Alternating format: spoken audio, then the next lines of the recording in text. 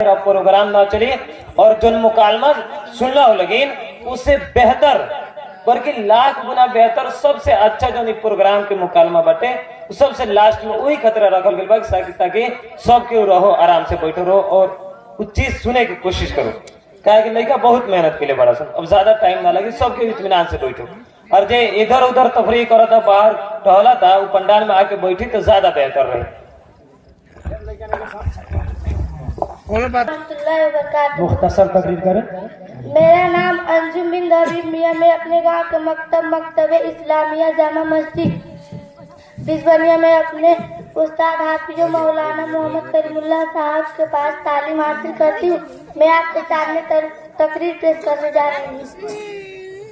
अल्हम्दुलिल्लाह रब्बिल आलमीन अस्सलातु वस्सलाम अला रसूलिहिल करीम अम्मा बाद। मोहतरम बुजुर्गों, मेरी प्यारी माँ और बहनों, अस्सलाम वालेकुम व रहमतुल्लाहि व बरकातुहू। आज मैं आपके सामने एक निहायत अहम, नाजुक और दिल को हिला देने वाला मौजू रखना चाहती हूँ और वह है माँ बाप का मकाम, उनकी अजमत और हमारी जिम्मेदारियाँ। भाइयों और बहनों, दुनिया में अगर अल्लाह के बाद किसी का सबसे बड़ा एहसान है तो वह माँ बाप है।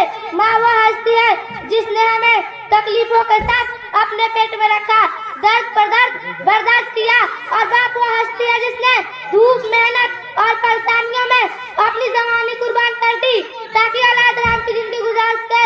अल्लाह ताला कुरान मजीद में इरशाद फरमाता है, और तुम्हारे रब ने फैसला फरमा दिया है कि तुम उसके सिवा किसी की इबादत ना करो और माँ बाप के साथ अच्छा सलूक करो। गौर कीजिए, अल्लाह ने अपनी इबादत के फौरन बाद माँ बाप के साथ हुस्न सलूक का हुक्म दिया। ये माँ बाप के अजीम मकान की सबसे बड़ी दलील है।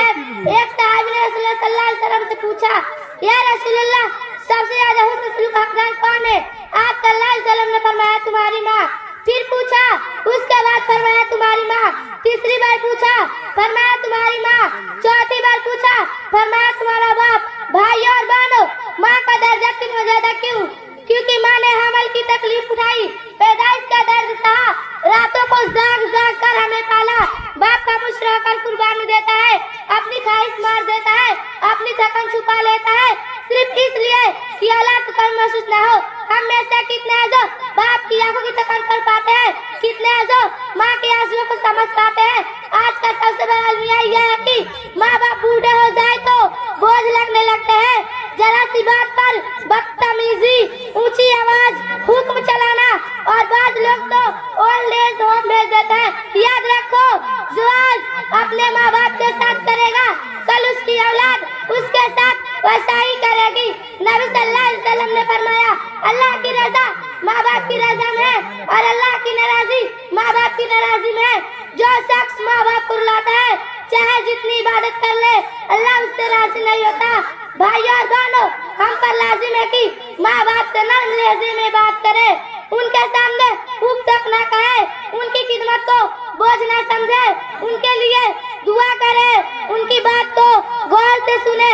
अगर वह गलत भी हो तब भी बदतमीजी की इजाजत नहीं। भाइयों बहनों, माँ बाप नेमत है, यह नेमत अगर चली गई तो फिर वापस नहीं आती।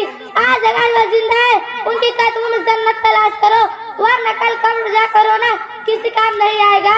अल्लाह ताला हमें अपने माँ बाप की कद्र करने, उनकी खिदमत करने, उनकी दुआ लेने की तौफीक अता फरमाए। आमीन या रब्बिल आलमीन। माशाअल्लाह माशाअल्लाह, बहुत अच्छा।